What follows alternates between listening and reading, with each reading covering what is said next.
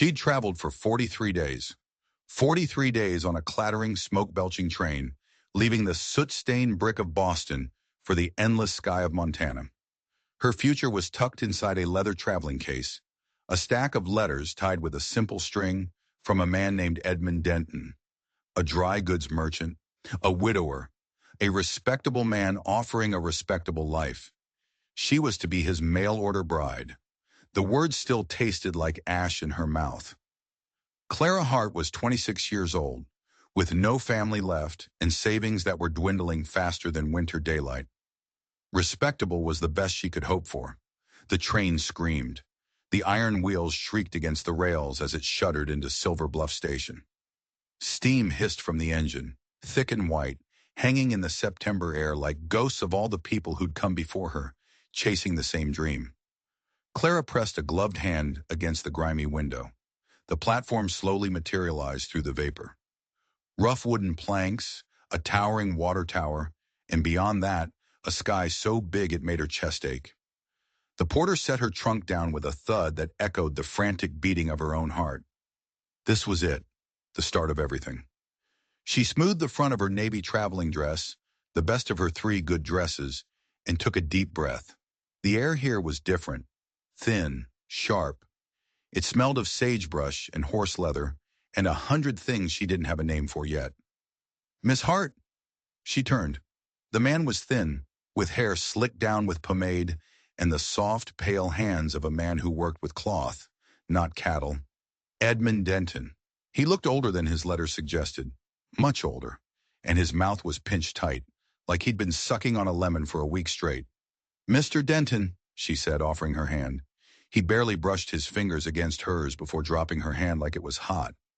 "There's been a change in circumstances."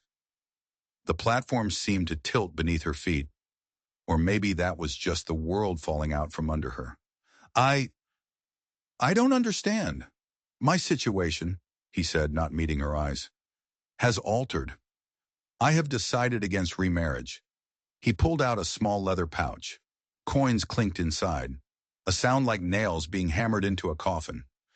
"For your troubles," he said, holding it out, "the return train leaves tomorrow morning." The crowd that had been gathering on the platform stirred. Whispers rose and fell like rustling leaves.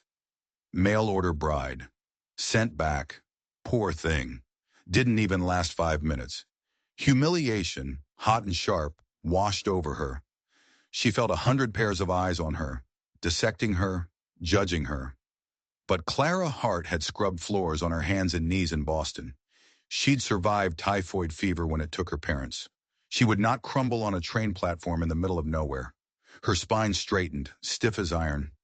"Keep your money, Mr. Denton," she said, her voice clear and cold. "Compensation isn't the same as honor." His face flushed a blotchy, ugly red. He opened his mouth to say something, but another voice cut through the air, a voice low and steady as bedrock. "The lady is right." Clara turned. The man who spoke was built like he'd been carved from the landscape itself. Broad shoulders that strained the fabric of his coat. A sun-weathered face that told a story of wind and work, and eyes the color of a winter sky. His hat was pulled low, shadowing his features, but she could see the hard, uncompromising set of his jaw. Edmund Denton sputtered, "This is not your concern, Carver." Wade Carver. Even in Boston, she'd heard whispers of that name. Owned the Triple C, the largest ranch in 3 counties. The kind of man who could buy Edmund's entire store with the change in his pocket and not even notice. Maybe not. Carver's voice carried no heat, just simple, undeniable fact.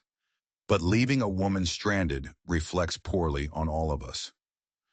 Just then a commotion erupted near the freight depot. Horses screamed and reared in their harnesses. A heavy freight wagon lurched sideways, one of its massive wheels catching in a gap on the platform. The wagon tilted violently. Barrels, heavy wooden barrels bound with iron, tumbled off the side like giant deadly dominoes. One of them broke free from the others. It rolled, gathering speed, straight toward Clara. She froze. Her world narrowed to that single, terrifying object. An oak barrel, weighing hundreds of pounds, rolling at her with the momentum of a cannonball. The iron bands, the splintered wood, death rumbling at her at 30 miles an hour. There was no time to scream, no time to run. Then strong hands grabbed her waist. An arm like a steel band clamped around her, lifting and spinning her out of the way just as the barrel crashed into the bench where she'd been standing a second before. The bench exploded into kindling. Wood and splinters flew through the air. Clara found herself pressed hard against Wade Carver's chest, his arms still locked around her. Her hands were clutching the front of his coat, her face buried in the rough fabric. He smelled of leather and wind and something else. Something indefinably safe. "You hurt?" His breath stirred the hair at her temple. "No," she managed, her voice coming out as a shaky whisper. "I... no!" Her knees felt like they were about to give out. He set her down, as gentle as if he were handling fine china, but he didn't immediately let go. His eyes, those piercing winter sky eyes, searched hers. He wasn't looking at her the way men usually did, measuring her beauty or trying to guess at her dowry. He looked at her like he was reading trail signs, trying to learn something essential. "Thank you," she said, finding her voice. He just touched the brim of his hat and stepped back. The crowd pressed closer now. The initial scandal of the rejected bride was now mixed with the thrilling excitement of a near-death experience. Edmund Denton had vanished, gone like smoke in the wind. Coward. "Miss Hart," Carver's voice cut through the nervous chatter. "Do you have plans?" "I'll manage." The lie was automatic. She had $43, 3 dresses, and no return ticket. She had nothing. "The Riverside Hotel takes lodgers," he said. "It's a clean place." He paused then, and she could almost see the gears turning in his head, some internal calculation being made. "I'm looking for a housekeeper," he said, his voice level. "Temporary position, 3 months through the winter, room, board, and fair wages." The offer hung between them like a rope bridge over a canyon. "At the end of the term," he continued, "you choose. You can stay on, or I'll buy your passage to anywhere you want to go. First class." She stared at him. Behind her lay humiliation, Boston, and an empty boarding house room. Ahead, who knew? A different kind of uncertainty. But his eyes held no improper speculation, no trace of the leering look she'd spent years dodging back home. It was a straight business proposition from a man who had, just moments ago, pulled her from the jaws of death. "Your wife wouldn't object?" she asked, the question a necessary shield. "No wife, just me, my foreman, and 15 hands. It's a big house going to waste." The crowd leaned in closer, sensing the next act of the drama was about to begin. Clara thought of her mother's favorite saying. When one door closes, find a window. When the windows are locked, build your own damn door. This felt like a door, a strange, unexpected, and possibly dangerous door, but it was a door. "I accept your offer, Mr. Carver," she said, her voice steady. 3 months, as agreed. Something shifted in his expression then. Surprise, maybe, or perhaps a flicker of respect. "Wade," he said. "Just Wade." He picked up her trunk with one hand, like it weighed nothing at all. "The wagon's this way." The crowd parted for them, their whispers following her like tumbleweeds. Clara kept her chin held high, her stride steady. Let them talk. She'd faced worse than gossip. The wagon was sturdy and plain, built for work, not for show. Wade set her trunk in the back, then offered his hand to help her up onto the seat. His palm was calloused as old tree bark, a hand strong enough to crush, but his grip was surprisingly gentle. "The ranch is about 2 hours north," he said, settling in beside her and taking the reins. "The roads are rough in places. I'm not made of glass, Mr. Carver." A ghost of a smile touched his lips. "No," he said, clicking to the horses. "I don't believe you are." The wagon rolled forward. Clara didn't look back at the station, or at Edmund Denton's mercantile, or at the pointing fingers and wagging tongues. The road stretched ahead, rutted and uncertain, leading toward distant mountains that clawed at the sky.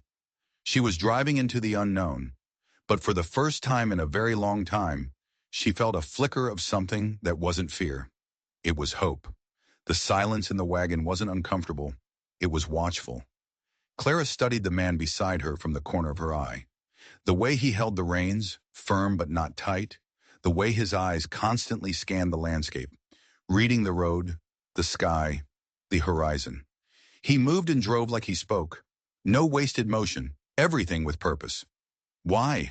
She finally asked when the town had shrunk to a miniature playset behind them. He knew exactly what she meant. A man who can't honor his word in small things can't be trusted in large ones, he said, his gaze fixed on the road ahead. He glanced at her sideways. Besides, it takes courage to step off that train, knowing what was waiting for you. Takes even more to stand up straight when it all goes sideways. He paused. Ranch life isn't easy. I need someone with backbone. And if I disappoint you, then come spring, you'll have a first-class ticket to anywhere you want. I keep my word, Miss Hart. Clara, she corrected him softly, if we're going to work together. This time his smile was full, and it transformed his weathered face, crinkling the corners of his eyes. Fair enough, Clara. The landscape rolled past them, an ocean of golden green grass under a sky so vast it felt like it could swallow you whole. Mountains stood like silent guardians on the horizon. A red-tailed hawk circled high overhead, riding thermals she couldn't see but he seemed to feel. It's beautiful, she breathed, then felt foolish. What did beauty matter when survival was the only thing on the table? It has its moments, he agreed, has its teeth too. Winter comes on hard and fast. Summer can burn everything brown. This land doesn't forgive mistakes. Neither did Boston, she said quietly. He cut her another one of those sharp, assessing glances. Where did you learn to stand so steady when the world tilts? My mother died when I was 12. My father followed 2 years later. Lung fever from the factories. I've been making my own way since I was 14. She kept her tone flat, a simple statement of fact. Pity was a luxury she'd never been able to afford. You learn to bend or you break. Or, she added, thinking of the platform, you learn when you have to stand firm. He navigated the wagon around a pothole deep enough to swallow a small calf. Like back there with Denton. Pride is all some of us have to keep. Pride and backbone, he said, a note of approval in his voice. A good combination for ranch work. They rode in silence for a while longer, a comfortable quiet settling between them. Tell me about the ranch, she said, needing to understand the world she was entering. The Triple C Carver Cattle Company. 8,000 acres, 2,000 head of cattle. I run it clean, and I treat the men fair. He shifted on the seat. The house needs work. It's been just men for too long. But it's solid. Stone foundation, good roof. You'll have your own room, with a lock on the door. The practical reassurance eased another knot of tension in her chest. And my duties? Keep the house, manage the meals. The men cook for themselves in the bunkhouse, but I take lunch at the main house. Laundry once a week, and the ranch accounts if you've got the schooling for it. My foreman, Silas, handles them now, but his eyes aren't what they used to be. I kept the books for a millinery shop in Boston for 3 years. I can manage accounts. Good, he said. Then his tone became more serious. Fair warning, the men are rough-mannered, but they're respectful. If anyone gives you any trouble, you come to me or Silas straight away. I don't tolerate nonsense on my land. She believed him. There was a quiet finality in his voice that suggested any troublemakers would come to deeply regret their choices. There, he said, pointing ahead with the whip. Triple C land starts at that ridge. Clara saw fence posts marching over the rolling hills toward the horizon, wire strung taut between them.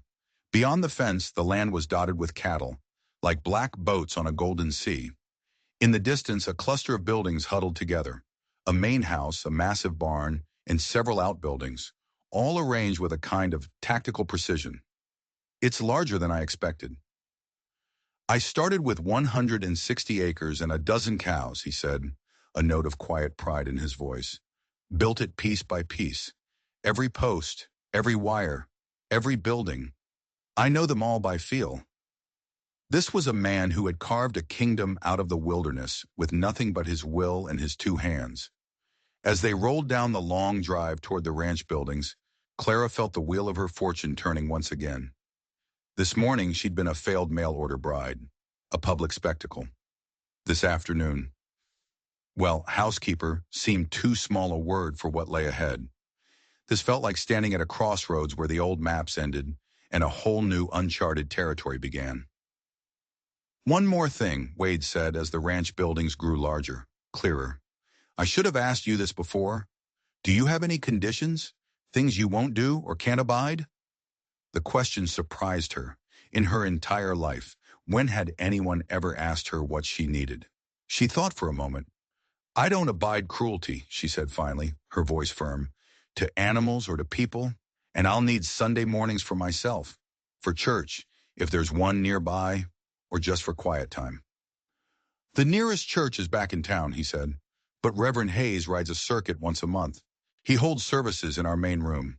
As for cruelty, his jaw tightened. Any man who'd hurt something weaker than himself has no place on my land. They rolled through the main ranch gate under a massive timber arch with triple C burned deep into the wood. Dogs ran out, barking a welcome. Horses lifted their heads from the corral. Men emerged from the barn and the bunkhouse, their faces curious, watching to see who the boss was bringing home. Wade pulled the wagon to a stop in front of the main house. It was 2 stories of solid timber and stone, with a wide porch that wrapped around 3 sides. It had glass windows that must have cost a fortune to freight all the way out here. It didn't look like it had been built on the land. It looked like it had grown from the earth itself, as sturdy and permanent as the mountains behind it. Welcome to the Triple C, Clara. She climbed down from the wagon before he could offer a hand, needing to meet this new world on her own 2 feet. The men had gathered at a respectful distance. Weathered faces, curious eyes. Boys, Wade addressed them, his voice carrying easily in the clear air. This is Miss Clara Hart. She'll be keeping house for us through the winter. You'll treat her with the same respect you'd show your own mothers and sisters. Or you'll answer to me. Is that clear? A chorus of "Yes, boss," rumbled through the group. Wade beckoned to a grizzled older man with sharp eyes and a steady gaze. Clara, this is my foreman, Silas. He'll help you get settled in, show you where things are.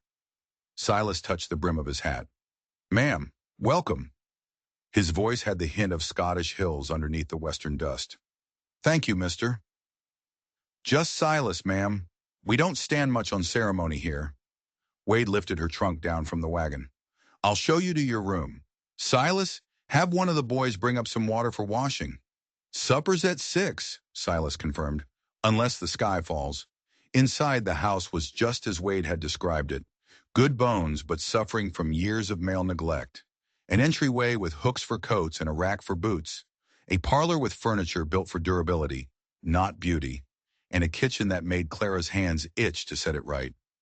Wade led her upstairs to a corner room with 2 windows. A proper bed with actual springs, a dresser, a washstand, and a small writing desk. This was my sister's room, he said, setting down her trunk. She married a banker in Denver 5 years back. Keeps asking me to visit. He shrugged. But the ranch doesn't run itself. It's perfect, she said, and she meant it. After the tiny cramped cubicles of Boston boarding houses, this felt like a palace. I'll leave you to settle in, he said. Privy's out back. Water pumps in the kitchen. If you have any questions, just ask.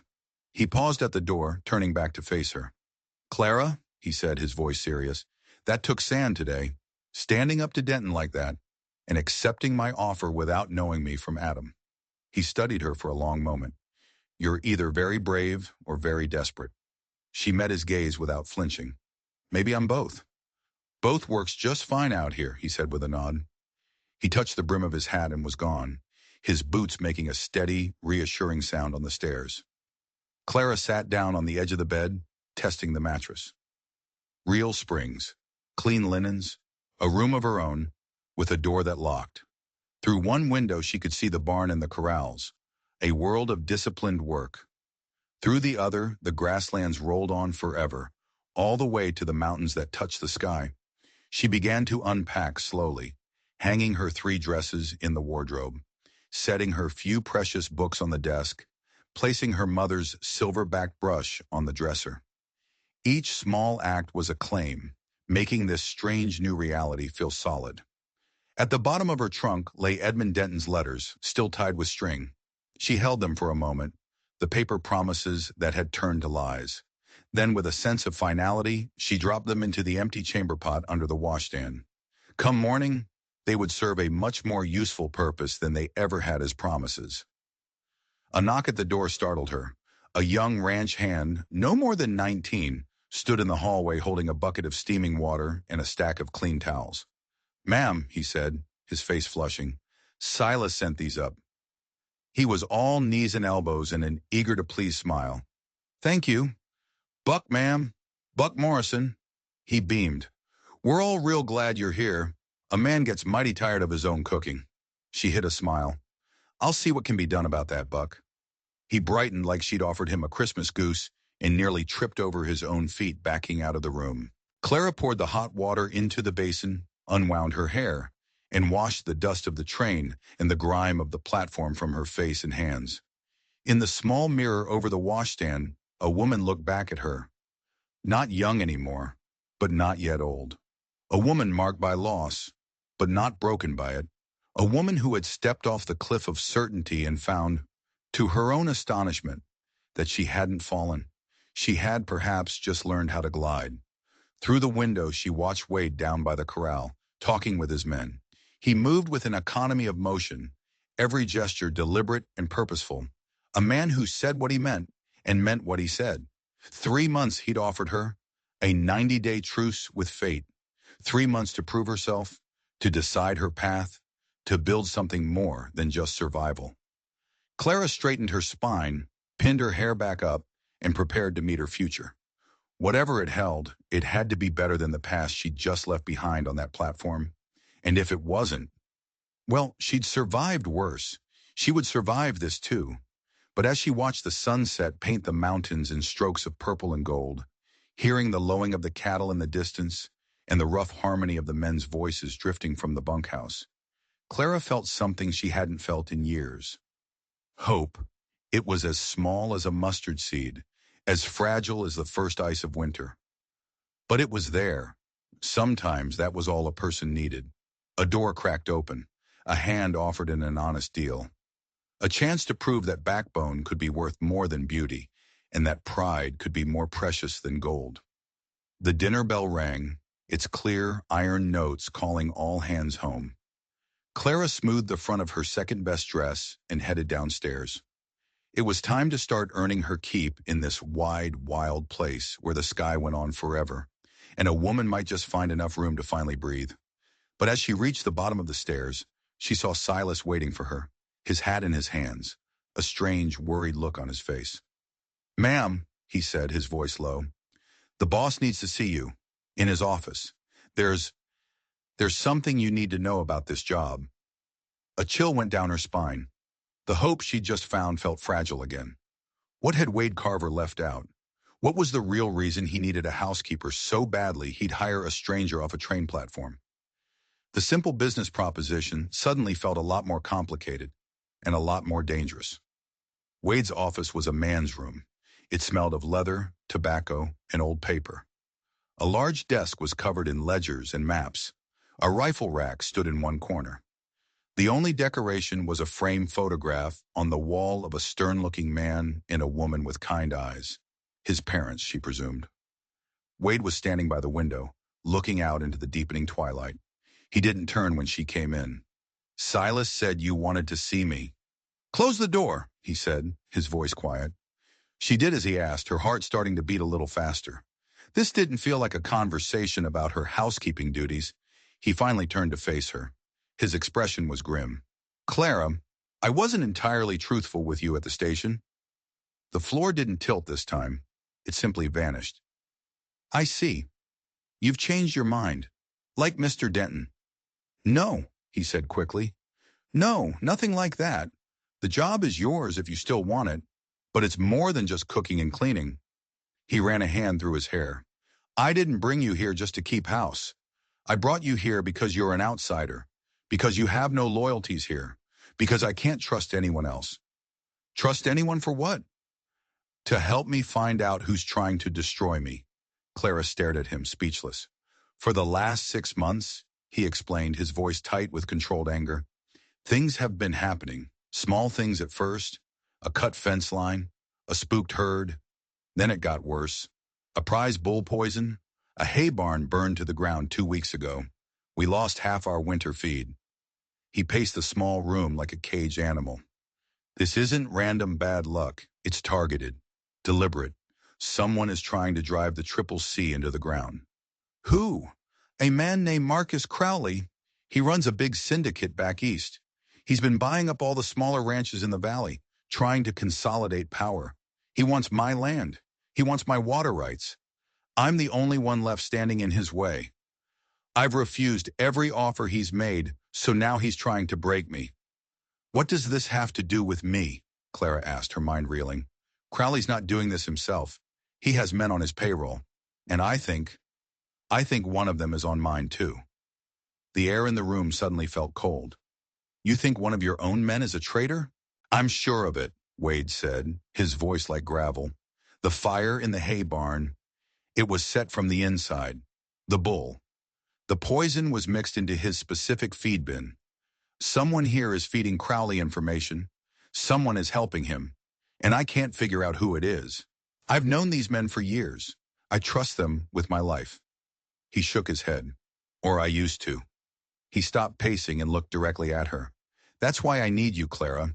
You have smart eyes. You see things. People will talk to you, the new housekeeper, in ways they won't talk to me. They'll let things slip. I need you to watch, to listen, to be my eyes and ears inside my own home. He was asking her to be a spy. The job wasn't about cooking and cleaning. It was about rooting out a traitor. This is not what we agreed upon, she said, her voice barely a whisper. I know, and you can say no. I'll still honor my word.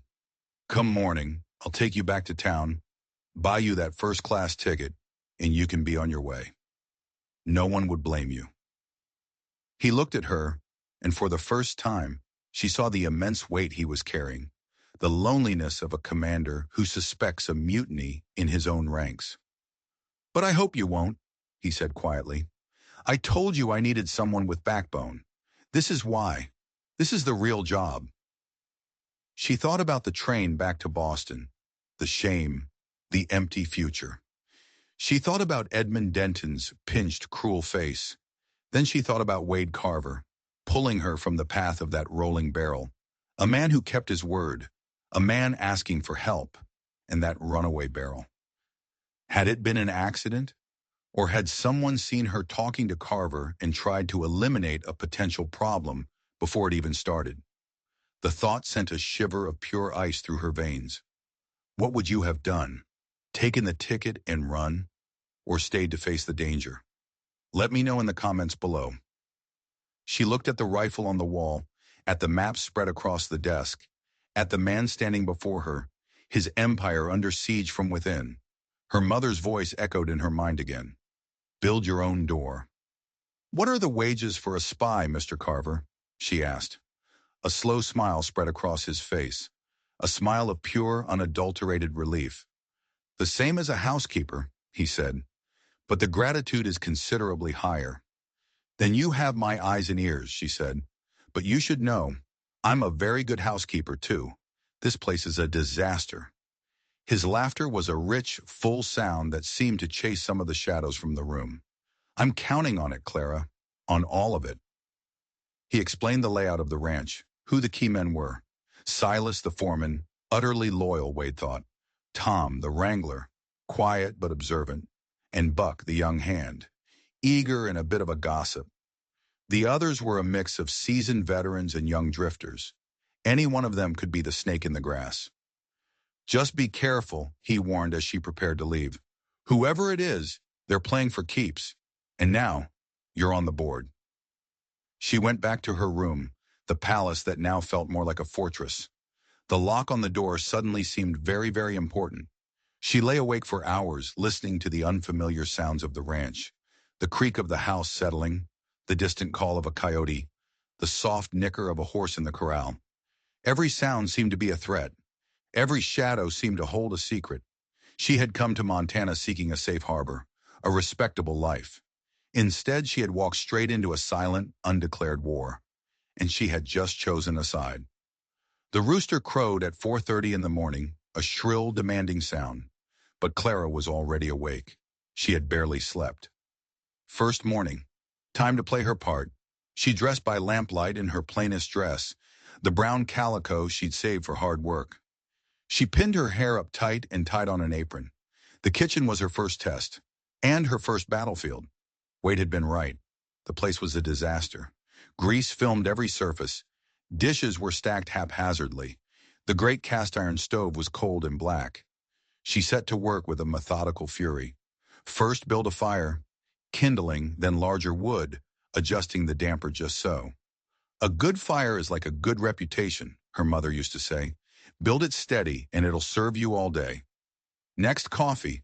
She found the tin of grounds and measured it out with a generous hand. Working men needed coffee strong enough to float a horseshoe. As the coffee brewed, filling the kitchen with its rich, life-giving aroma, she explored the pantry. Flour, thank goodness. Salt pork, beans, potatoes that were starting to grow eyes. Precious little else. The men who had been cooking for themselves clearly prioritized quantity over quality. At 5 o'clock sharp, the back door banged open and the men trooped in. 15 of them. Rough-faced, hair still damp from the pump, shoulders hunched against the morning chill. They all stopped short when they saw her standing by the stove. "Morning, ma'am," Silas said, leading the greeting, his hat in his hand. "Good morning," she replied, her voice calm and even. "Coffee's ready. Cups are on the shelf." They filed past her like shy schoolboys, murmuring their thanks. She watched them as they settled at the long pine table, each man taking his usual spot. Wade's chair, at the head of the table, remained empty. "Boss doesn't take breakfast with us," Silas explained, seeming to read her mind. "He's been up since 4, checking the herd." Clara nodded, filing the information away. She pulled a massive skillet from its hook. It was well-seasoned cast iron beneath the grime. A quick, hard scrub, and then it was on the heat. Slices of salt pork sizzled, filling the kitchen with smoke and scent. "Biscuits?" she asked the room at large. Buck's head snapped up like a bird dog's. "Ma'am, a man can't rightly call it breakfast without biscuits." The dough came together under her practiced hands. Flour, lard, buttermilk she'd found in the springhouse. Her hands worked without thought, a muscle memory from 1,000 other mornings in harder times. Roll, cut, onto the pan, and into the hot oven. While they baked, she scrambled a mountain of eggs in the pork drippings. She set out plates, found a crock of apple butter hiding behind a jar of pickles. The men watched her sidelong, trying not to stare. She kept her movements calm and efficient, letting them see she knew her business. When the biscuits were golden brown and the eggs were fluffy, she slammed the platters down on the table. "Grub's ready." They ate like wolves, but polite wolves. There were "please pass the biscuits," and "thank you, ma'am," and "mighty fine," rumbling around mouthfuls of food. The biscuits vanished first. She made a mental note. Double the batch tomorrow. She moved around the room, refilling coffee cups, watching them, listening. "Heard a strange sound last night," one of the older hands, Tom, said quietly to the man next to him. "Down by the creek." "Coyote. Didn't sound like no coyote I ever heard," Tom said, shaking his head. "More like metal on stone." Clara's senses went on high alert. She moved closer, pretending to wipe down the counter. "Probably just a loose rock," his companion grumbled. "Pass the salt pork." The conversation died, but Clara had heard it. Metal on stone. Down by the creek. A clue, maybe, or nothing at all. She was starting to understand the difficulty of her new job. How do you find one single lie hidden in a mountain of everyday truth? After breakfast, as the men headed out for the day's work, Wade appeared in the doorway. He'd been riding since before dawn, but he looked fresh and energized. He smelled of horses and the clean morning wind. He took in the transformed kitchen with an appreciative glance. "Coffee?" she offered. "Obliged."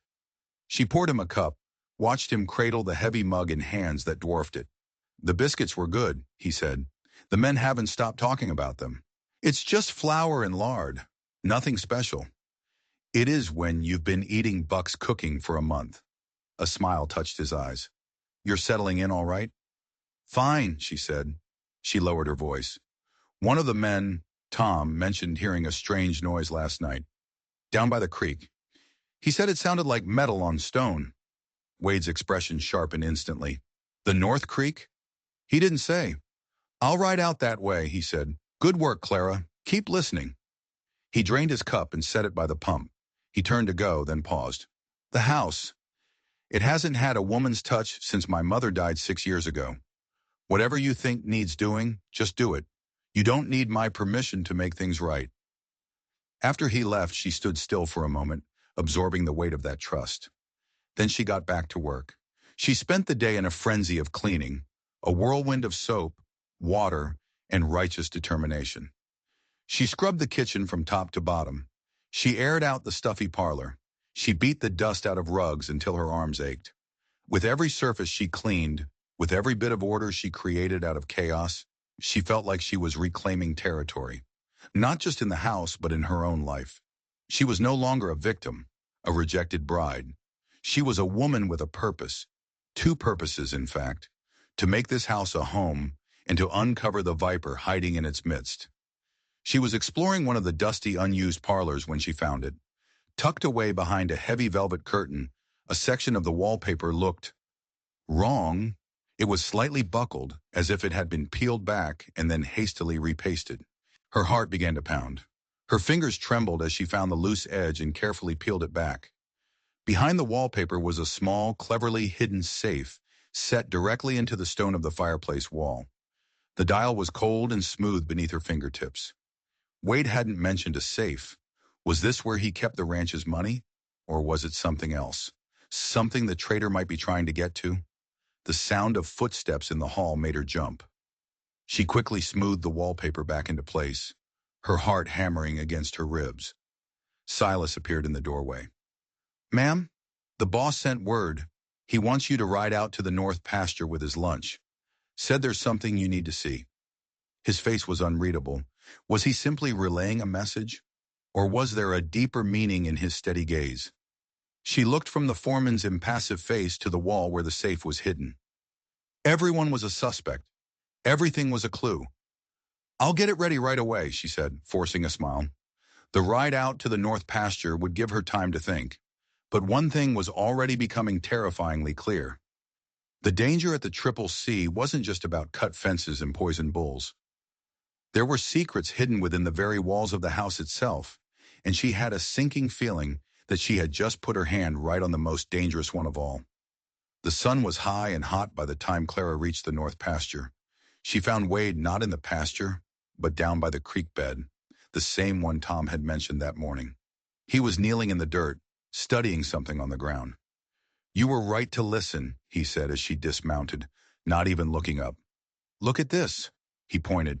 In the soft earth near the water's edge were fresh tracks, hoof prints, but they weren't from a Triple C horse. Our horses are all shod by the same farrier in town, Wade explained. He has a particular way of setting the nails. This shoe is different, and the horse was favoring its left foreleg. He then pointed to a series of scuff marks in the dirt. And this? This is where someone was digging, metal on stone. Tom heard them. He had uncovered a section of rock that had been deliberately chipped away. Hidden in a small cavity beneath it was a tightly wrapped bundle of oilcloth. Wade carefully unwrapped it. Inside was a small, cheap ledger book and a stub of a pencil. He opened the book. The pages were filled with coded messages, dates, numbers, and symbols she didn't understand. What is it? She breathed. It's a dead drop, Wade said, his voice grim. This is how our traitor is communicating with Crowley's man. He leaves messages here, and the other man picks them up and leaves new instructions. He flipped through the pages. Look at these dates. They match up perfectly with every act of sabotage. The fence cutting, the poison bull, the barn fire. The traitor had been keeping a meticulous record of his treachery. Can you decode it? Some of it. NP must be North Pasture. SB is South Barn. But these numbers, he shook his head. It's a cipher of some kind, but the last entry, this one is new. He pointed to the final line written in fresh pencil. BM, FP, noon. BM, Clara whispered, her blood running cold. Buck Morrison. FP, Wade said, his eyes scanning the landscape. Fence post. The far post. The one at the edge of the ravine. He looked at his pocket watch. It's almost noon now.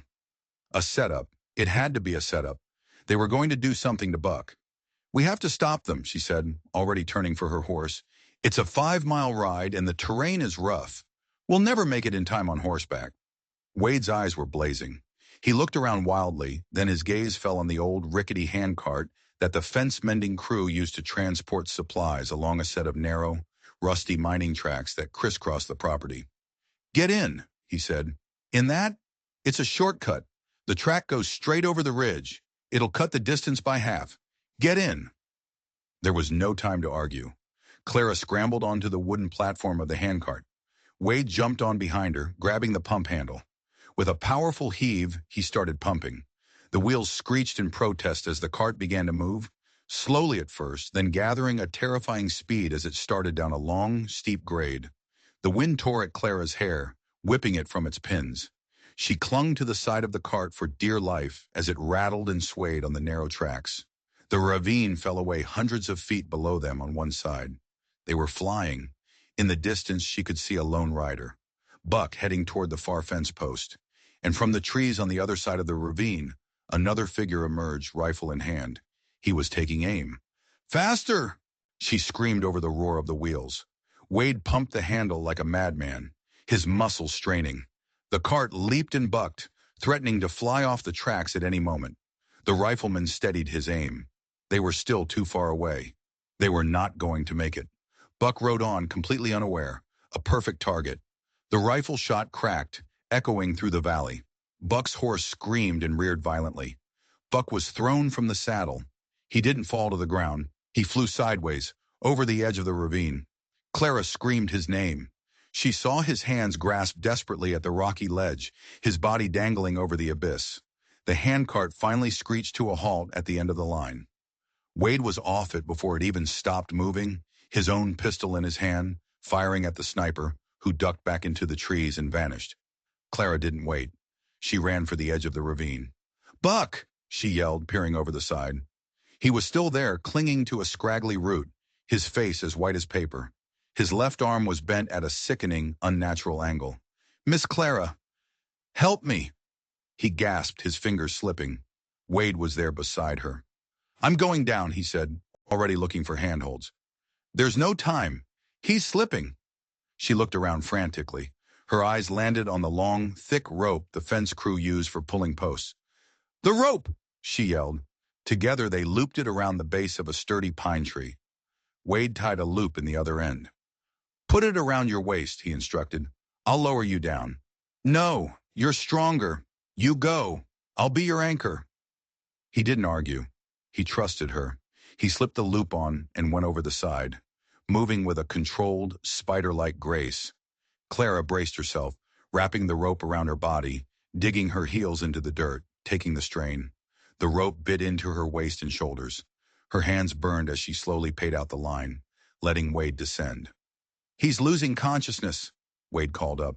"His arm is broken badly." "Just get him," she gritted out, her muscles screaming in protest. She could feel the rope go taut as Wade reached Buck and took his weight. Now she was holding both of them. Two grown men, dangling over a fatal drop. Her strength was failing. Her hands were slipping. "Clara, hold on!" Wade's voice was a desperate roar from below. She couldn't. The rope was sliding, burning through her gloves, through her skin. They were going to fall, all three of them. Then another pair of hands closed over hers on the rope. Strong, steady hands. Silas. He must have heard the shot and come running. "I've got it, ma'am," he said, his voice calm. "You just hold steady." Together they pulled. Slowly, agonizingly, they hauled the two men back up over the ledge. They collapsed in a heap on the ground, gasping for breath. Buck was unconscious, his face pale, his breathing shallow and ragged. Blood was running from a gash over his eye. Wade knelt beside him, his face a mask of fury. "They used him as bait. They knew he was coming here. They wanted to draw me out." Is there a doctor? Clara asked, her mind already shifting from terror to triage. Doc Morrison's 20 miles out, delivering a baby, Silas said. Won't be back till tomorrow, maybe the day after. Clara looked at the boy's twisted arm. She saw the blood, the shallow breathing. Shock was setting in. If they waited for the doctor, he would die. In Boston, you called for help. Out here, you became the help. I need hot water, she said, her voice taking on a new sharp authority. Clean cloth, whiskey, and Silas, find me 2 straight, flat boards for splints, and more rope. The men stared at her. Now, she commanded. They scrambled to obey. Wade looked at her, his eyes wide with a mixture of shock and awe. You've done this before. It wasn't a question. My father had a factory accident, she said, already tearing a strip from her petticoat to make a clean pad for the head wound. We couldn't afford a doctor most times. She looked Wade straight in the eye. You learn, or you lose the people you love. She turned her attention back to Buck. This was no longer just about being a spy. This was about saving a life. She took a deep breath. She had stitched silk bonnets. She had set her father's mangled fingers. This was different. The stakes were higher, but the principle was the same. You find what's broken, and you do whatever it takes to make it whole again. The men brought what she'd asked for. She worked quickly, her hands moving with a sureness that surprised even herself. First, the head wound. She cleaned it with whiskey, making Buck cry out in his unconscious state. I know it stings, son, she murmured. You're being brave. She threaded a needle she always kept in her sewing kit. This will hurt worse, she said to no one in particular. Someone hold his shoulders. Silas and Wade pinned him gently but firmly. Clara stitched the gash closed, 7 quick, neat stitches, precise as any she'd ever done on fine silk. Now for the arm. This was the true test. A clean break just below the elbow. Thank God the bone hadn't broken the skin. She had watched the doctor set her father's fingers that one time. She had watched and she had remembered, because you never knew what piece of knowledge might one day save you. Wade, she said, her voice low and focused. I need you to hold his shoulder down, hard. Silas, when I give the word, I need you to pull his hand. Pull it straight and steady. Don't jerk it. Just a firm, constant pressure. The men took their positions. I have to set the bone, she explained. It's going to be bad for a moment, but if we don't do it now, he could lose the arm. She placed her own hands on either side of the break, feeling the jagged ends of the bone through the skin. She could feel them grating against each other. She closed her eyes for a second, picturing what she had to do. On 3, she said, opening them again. Her gaze was locked on the broken limb. 1, 2, now! Silas pulled. Buck screamed, a raw animal sound, even in his stupor. Clara guided the bones with her fingertips, pushing, manipulating, feeling them shift. There was a horrible grinding sensation, and then a subtle but distinct click. The pieces had found their place. Done, she breathed, sweat beading on her forehead. The worst is over. She splinted the arm, swift and sure, wrapping it tightly with strips of cloth. Then she carefully bound his ribs, which she suspected were cracked, providing support without restricting his breathing. Through it all, Wade's presence was a solid, anchoring force. He hadn't questioned her. He hadn't hesitated. He had trusted her completely. Let's get him back to the house, she said, her voice shaky with reaction. Gently now. They fashioned a makeshift stretcher and carried him back. Clara directed them to one of the empty upstairs bedrooms, onto a bed with clean sheets she herself had washed just yesterday morning. He needs to be watched tonight, she said, mixing a tea from willow bark she knew would help with the pain. A fever might set in. I'll sit with him, Silas volunteered. No, Clara said, testing the tea's temperature. I will. This is my responsibility now. The men slowly filtered out of the room, their faces a mixture of gratitude and astonishment. They looked at her differently now, not just as the boss's new housekeeper, but as something else entirely. Only Wade lingered in the doorway. That was, he started, but couldn't seem to find the word. Remarkable. It was necessary, she said, her eyes still on Buck. His footsteps faded down the hall. Night fell slowly. Clara lit a lamp and settled into a chair beside Buck's bed. He drifted in and out of a feverish sleep, moaning softly. She bathed his face with cool water, checked his bindings, and listened to the rhythm of his breathing. Around midnight, the door opened quietly. Wade came in, carrying a tray with a pot of coffee and 2 sandwiches. Thought you might be hungry. Thank you. She accepted the cup, the warmth seeping into her tired, aching hands. He pulled up another chair and sat with her in the quiet, lamplit room. The house was silent around them.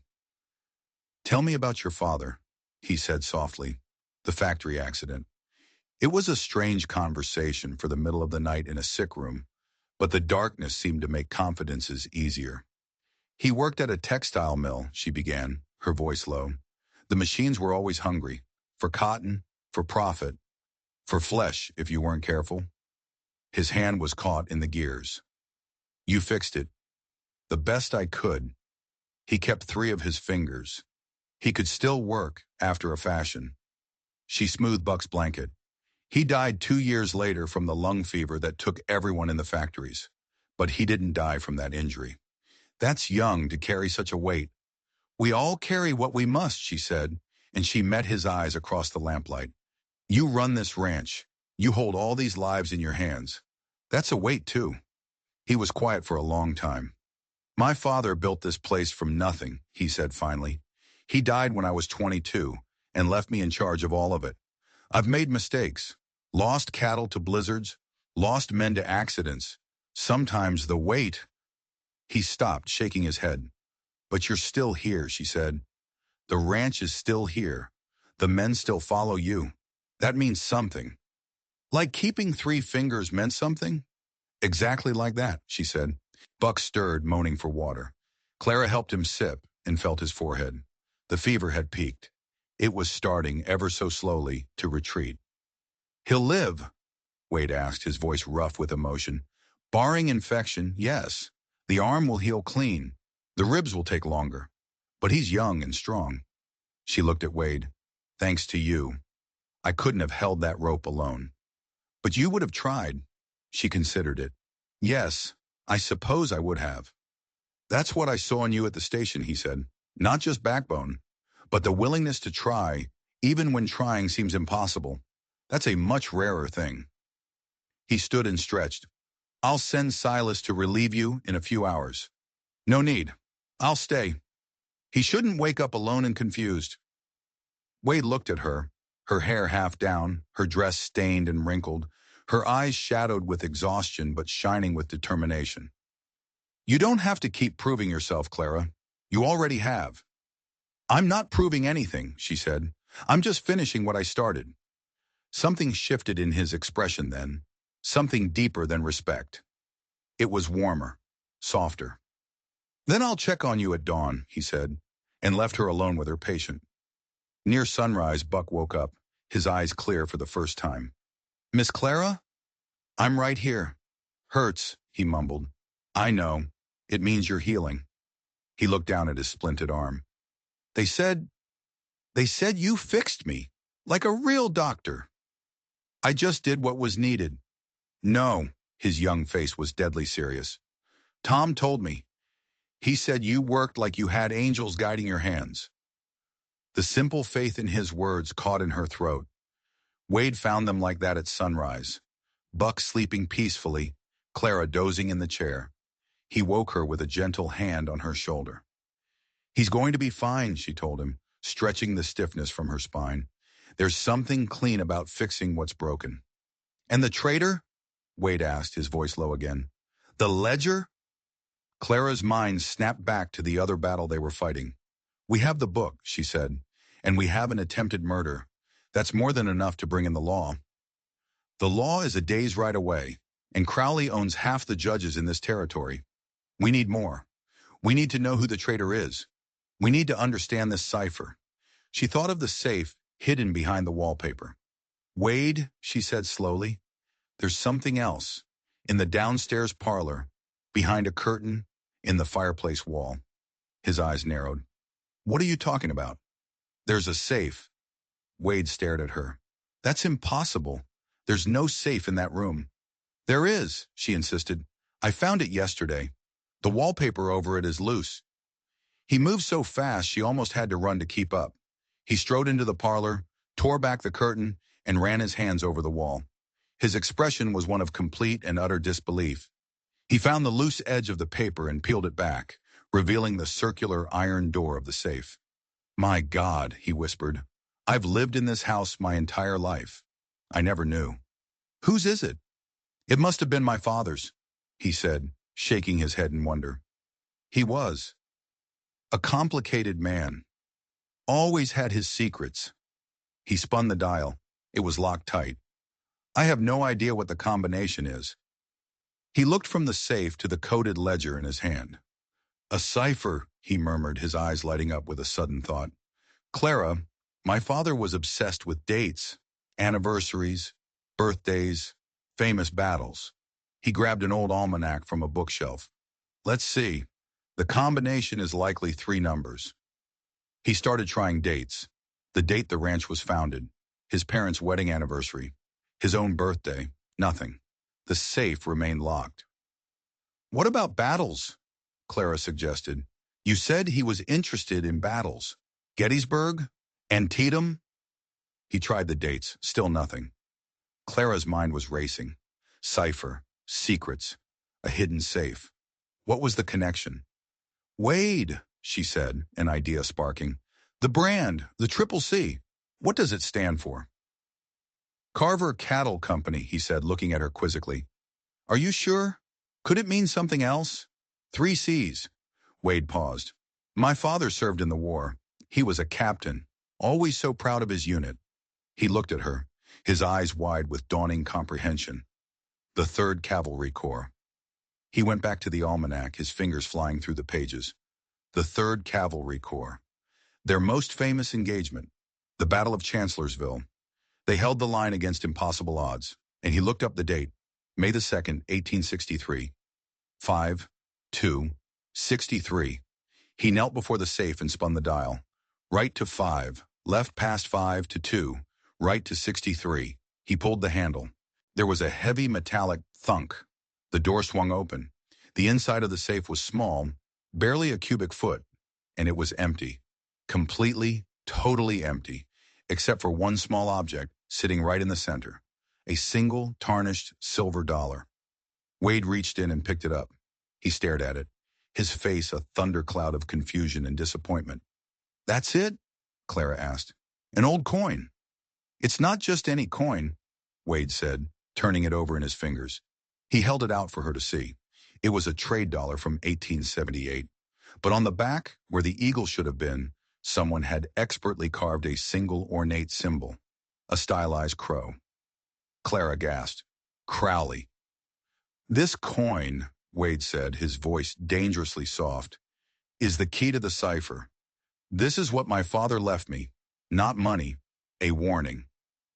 He grabbed the trader's ledger and the almanac and spread them on the floor. "This isn't about letters and numbers, Clara. It's about words. Look." He pointed to the first coded entry in the ledger. 104C. Page 10, 4th word down, in the C section of the almanac, he explained, his finger tracing the text. The word was fence. The next entry, 112-9N. Page 112, 9th word down, in the N section. The word was north. It was a book code. The almanac was the key, and the silver dollar, the one with the crow on it, was the final piece of the puzzle. It was how his father had known about Crowley years ago. This wasn't a new fight. It was an old war. Together they began to decode the traitor's messages, working feverishly by lamplight. The story that emerged was chilling. A systematic campaign of terror and sabotage, all orchestrated by Crowley. And then they got to the last entry, the one from that morning, BM, FP, noon. They had assumed it was an attack on Buck Morrison. But as they decoded the numbers that followed, a new message appeared. Bring, money, full, payment, noon. It wasn't an assassination plot, it was a payoff. And the next line, the instruction for the traitor, was even more chilling. Leave, no, witness. They hadn't been trying to kill Buck. They had been trying to kill the traitor, to silence him after he delivered his final report. Clara and Wade had interrupted the meeting, saving the life of the very man who was trying to destroy the ranch. And as they decoded the final set of numbers, the name of the traitor was revealed. A name that made Wade's blood run cold and Clara's heart stop. It wasn't Silas. It wasn't Tom. It was Buck. Sweet, innocent, eager to please Buck Morrison. The boy she had just saved. The boy whose life she had held in her hands. He had been playing them all from the very beginning. His accident hadn't been an accident at all. It was a perfectly staged performance to cement his place as a trusted victim, to get him inside the main house, close to Wade, close to her. He was the viper, and she had just brought him into the heart of the nest. He was upstairs right now, helpless with a broken arm. Or was he? A floorboard creaked overhead. Wade looked at Clara, his eyes wide with sudden, terrible understanding. They weren't alone in the house, and the greatest danger wasn't outside the walls. It was right above their heads. Wade moved first, silent as a panther. He grabbed the rifle from the rack, his movements economical and deadly. He gestured for Clara to stay put, his eyes commanding her. She shook her head, grabbing a heavy iron poker from the fireplace. Partners. They faced this together. A flicker of pride, fierce and hot, flashed in his eyes before he nodded. They crept up the stairs, hugging the wall to avoid the creaking steps. The lamp in the hallway had been extinguished. The only light was the faint moonlight filtering through the landing window. The door to Buck's room was slightly ajar. Wade flattened himself against the wall beside the door, rifle at the ready. Clara took the other side, the poker held like a weapon. From inside the room, they heard a low whisper. "Told you it was a mistake," Buck's voice hissed. It was not the voice of a wounded, helpless boy. It was sharp, cold, and angry. "You were supposed to take me out on the ridge, make it look clean. Now the whole plan is shot to hell." Another voice answered, a gravelly whisper she didn't recognize. Carver and the woman showed up, had to improvise. Crowley ain't gonna be happy. "Forget Crowley," Buck spat. "I want what's mine. The map. Did you get it?" "It ain't in the safe," the other man grumbled. "Nothing in there but an old coin. We searched the whole damn office while you were playing possum. It ain't there." "The map? What map?" "It has to be," Buck insisted. "The old man found it. Silver. A whole vein of it, right under this ranch. That's what Crowley really wants. Not the land, you fool. What's under it? The map is the key." Silver. That was the secret. That was the prize. "Well, we ain't found it," the stranger said. "And now Carver knows about the safe. The woman found it. She's smarter than she looks." "Then we'll have to make her tell us where it is," Buck said, and the pure venom in his voice made Clara's skin crawl. "Her and Carver both. We'll get the map, and then we'll burn this place to the ground with them in it. No witnesses, just like the plan." Wade met Clara's eyes in the dim light. His face was a mask of cold fury. He gave a slight nod. On 3. He counted down with his fingers. 1, 2. On 3, he kicked the door. It flew open, slamming against the inside wall. Wade was through it in a flash, the rifle already leveled. "Drop it!" A burly man she didn't recognize stood by the bed, a pistol in his hand. He swung it toward Wade. Buck, his arm still in a sling but his eyes bright with hate, was already scrambling for a gun tucked under his pillow. The stranger fired. The shot was deafening in the small room. The bullet splintered the doorframe, inches from Wade's head. Wade fired back. The rifle's blast was even louder. The stranger crumpled to the floor, a dark stain spreading across his chest. Buck had his pistol out now, swinging it toward Clara. She didn't hesitate. She lunged forward, swinging the heavy iron poker with all her might. She caught him on the wrist of his good arm. Bone crunched. The gun clattered to the floor. Buck screamed, a high, thin sound of pure agony and shock, clutching his now broken wrist. The fight was over in 5 seconds. The room reeked of gunpowder and betrayal. Wade kicked the gun away from Buck, his rifle trained on the boy's chest. "The map, Buck!" Wade's voice was deadly calm. "Where did you think it was?" Buck just cradled his shattered wrist, his face a mess of tears and fury. "You'll never find it," he sobbed. "It's mine." "It was never yours," Wade said. He looked at Clara, who was breathing heavily, the poker still gripped in her hand. "You all right?" She nodded, unable to speak. She had just broken a man's arm, and she felt no remorse. None at all. Silas and the other men came running then, drawn by the gunshots. Their faces were a mixture of confusion and horror as they took in the scene. The dead man on the floor. Buck, the traitor, weeping in the corner. "Tie him up," Wade ordered, his voice like iron. "He's not going anywhere until the sheriff gets here." Downstairs in the aftermath, the adrenaline began to fade, leaving Clara shaking. Wade poured her a glass of whiskey, his own hand not quite steady. "A silver mine," he said, shaking his head in disbelief. "My father was sitting on a silver mine, and he never told me." "Maybe he didn't want it to be found," Clara suggested. "Maybe he knew what it would bring. Men like Crowley. Men like Buck." She thought about the single silver dollar in the safe. Not a key, a warning. "This is what you will find. This is the curse." "But the map," Wade said, running a hand over his face. "If it wasn't in the office, where did he hide it?" Clara's mind went back to her first day, the tour of the house, the photograph on the office wall, his parents, the stern-looking man and the woman with the kind eyes. "Wade," she said slowly, "the photograph. Your parents. What about it? Has it always hung in that spot?" "As long as I can remember." "Why?" "Let's look at it," she said.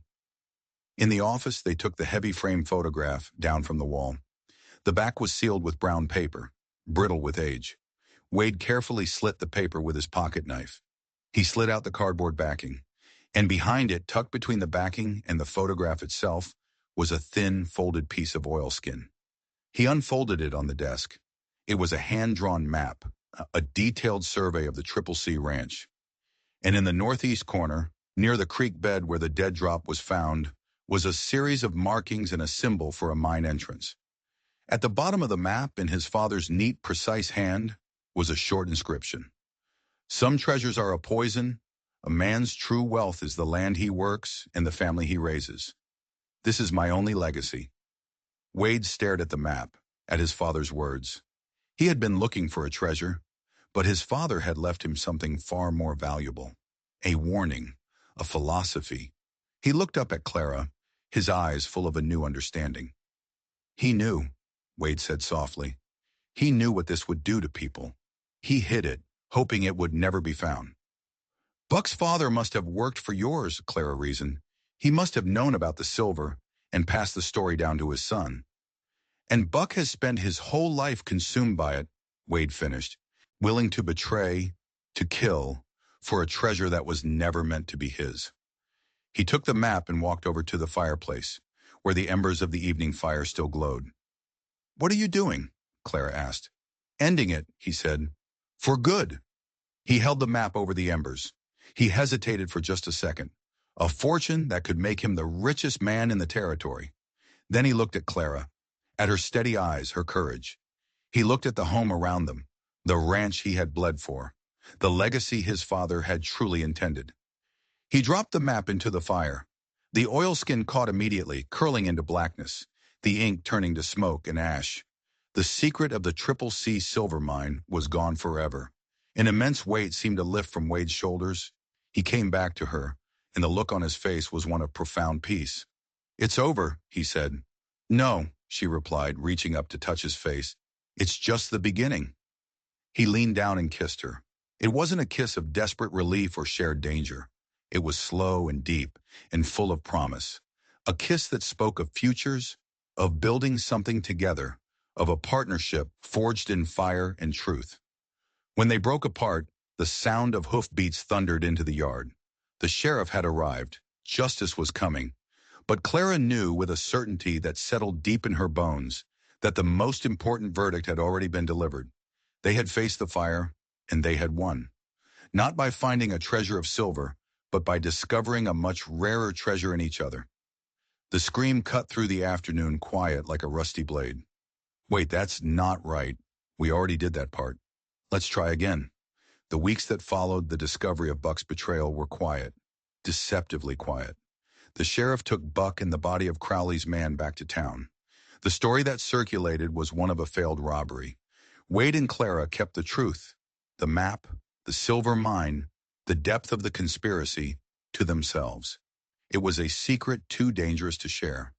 But they both knew this was just a lull in the storm. Crowley was still out there. He had lost a pawn, but the king was still on the board.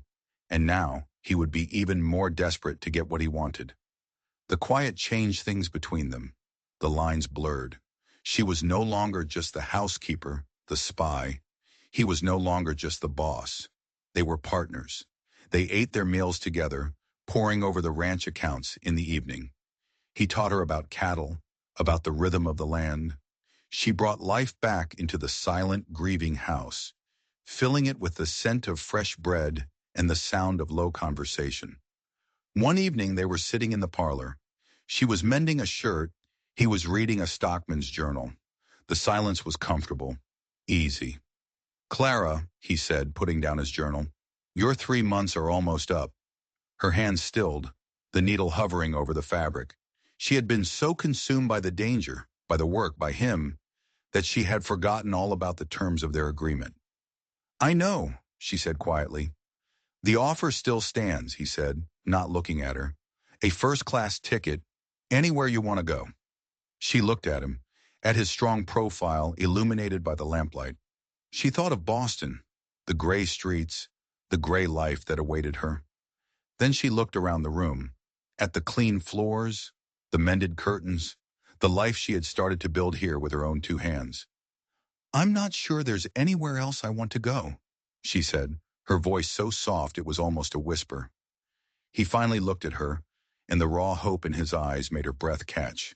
But before he could speak, the dogs outside started barking, a frantic, furious sound. A single gunshot shattered the night. Wade was on his feet in an instant, grabbing the rifle from its place over the mantel. "Stay here," he ordered. "Like hell I will," she said, already moving for the shotgun they now kept behind the door. They peered out the window. The yard was bathed in an eerie, flickering orange light. It wasn't the moon. "Oh, God," Clara breathed. "The barn." The massive barn, the heart of the ranch, was on fire. Flames were already licking up the dry wooden walls, reaching for the night sky. Encircling the barn on horseback were at least a dozen men, their forms silhouetted against the blaze. They held torches and rifles. Crowley hadn't sent one man this time. He had sent an army. "They're trying to draw us out," Wade said, his voice a low growl. "They want to trap us between the fire and their guns." "The horses!" Clara gasped. 30 horses, locked in their stalls, trapped in the inferno. Wade's face was a terrible thing to see. "They'll burn alive." Silas and the other hands were already pouring out of the bunkhouse, hopelessly outnumbered, trying to form a defensive line. Gunfire erupted from both sides. "We can't stay here," Wade said. "The house is a trap." He looked at the raging fire, at his men pinned down. He was being forced to choose between his home and his men, between his past and his future. Then Clara saw it, a small, dark figure slipping away from the burning barn, unnoticed in the chaos. The figure was carrying something, a heavy saddlebag, and he was limping, with a familiar shuffling gait. Edmund Denton, the man who had rejected her, the man who started it all. He was here, and he was working for Crowley. He was heading for the line of trees at the edge of the property. He was escaping. "Wade, look!" she cried, pointing. Wade saw him. He saw the saddlebag. "The ranch ledgers," he snarled. "The deeds. Proof of ownership. If he gets away with those and the house burns, the Triple C would be legally erased. Crowley could claim the land, the silver, everything." "I have to go after him," Wade said. "You can't. They'll cut you down before you get 10 feet. "I have no choice." Just then the front door burst open. It was Martha, Silas's wife, her face grim, a Winchester rifle in her hands. "They're circling the house," she said, her voice steady. "They mean to burn this too." They were trapped, utterly, completely trapped. The roar of the fire was a hungry beast. The sound of gunfire was a constant, deadly drumbeat. Clara looked at Wade's desperate face, at the flames consuming his legacy, at the traitor escaping with the last vestiges of his legal right to it. There was no way out. They were going to lose everything. A bullet smashed through the window, showering them with glass. Clara grabbed Wade's arm, her mind racing, searching for some impossible solution, some desperate gambit. "The tunnel," she said, the word coming to her in a flash of inspiration. "The root cellar." Wade stared at her. "What are you talking about?" "When I was cleaning, I found it. In the floor of the root cellar. An old door covered in dirt. It leads to an old mining tunnel.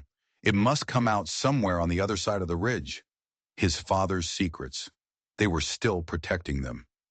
"We can get the men," Wade said, his eyes blazing with a new, wild hope. "We can circle around behind them." It was a long shot, a desperate, insane plan, but it was the only one they had. "Let's go," he said, grabbing her hand. They raced for the cellar, the sound of the house beginning to splinter and groan above them as the fire took hold.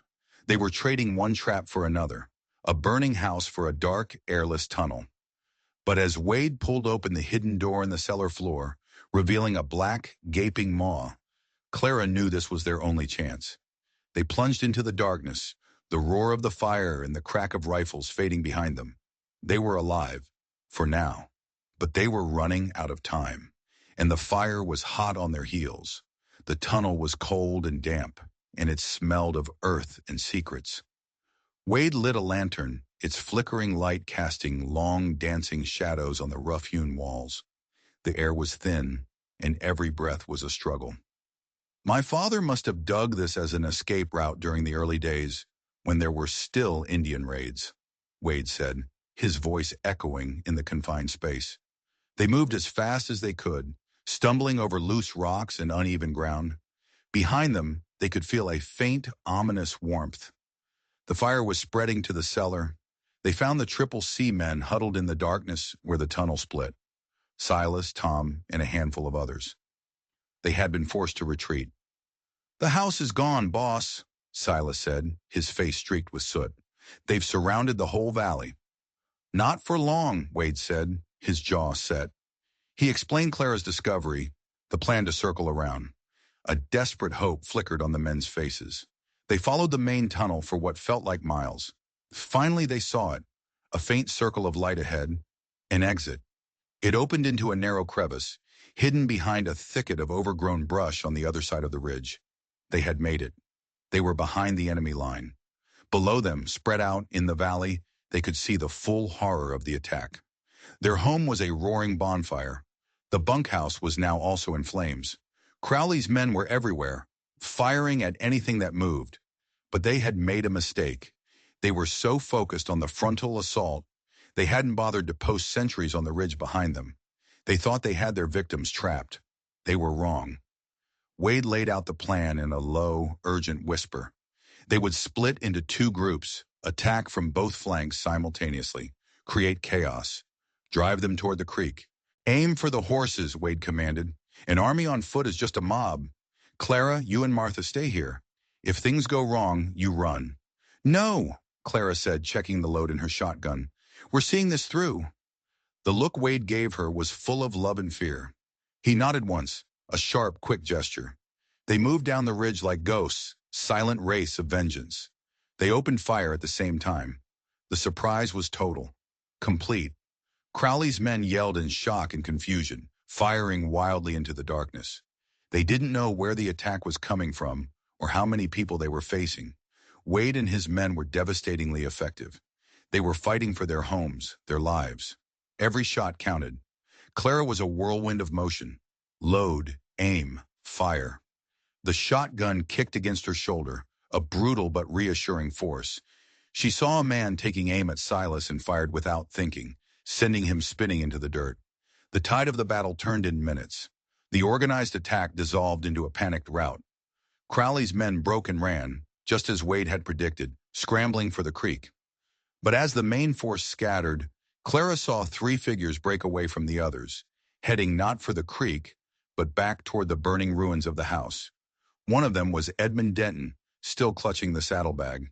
The other two were Marcus Crowley himself and a man she recognized with a jolt of shock. Sheriff Daniels, the lawman, the one they were counting on for justice. He was on Crowley's payroll. The whole system was rotten from the top down. They were heading for the entrance to the root cellar, for the tunnel. They knew. Wade!